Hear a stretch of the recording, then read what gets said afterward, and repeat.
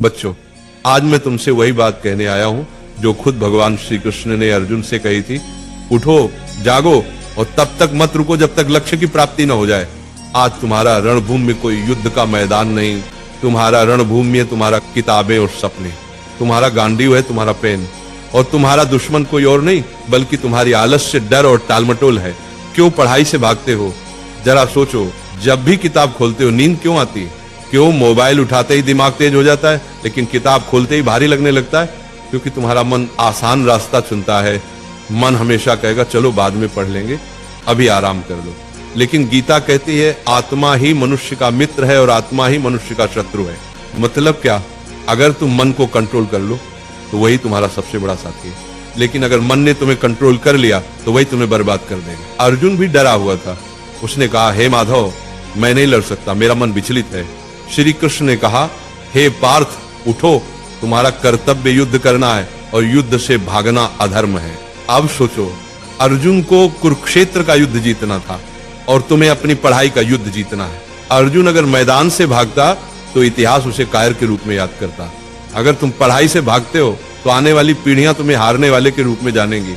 गीता का सबसे बड़ा संदेश है, कर्म करो, फल की चिंता मत करो। आज अगर तुम 5 घंटे पढ़ते हो तो तुरंत रिजल्ट नहीं दिखेगा, लेकिन ये मत सोचो कि मेहनत बेकार जा रही है। हर दिन का पसीना, हर दिन की पढ़ाई तुम्हारे अंदर ज्ञान और आत्मविश्वास का पहाड़ खड़ा कर रही है। फल अपने समय पर आएगा और जब आएगा तो दुनिया तुम्हारे कदम चूमेगी। आज तुम्हारा असली दुश्मन पढ़ाई नहीं, तुम्हारा असली दुश्मन है आलस्य, ध्यान भटकना, सोशल मीडिया और कल से पढ़ेंगे वाली सोच।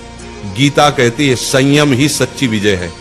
अगर तुम अपने दिमाग को मोबाइल से हटाकर किताबों पर टिकाना सीख गए तो तुम वही विद्यार्थी बन जाओगे जिसे देखकर लोग कहेंगे ये लड़का भगवान की दी हुई मिसाल है।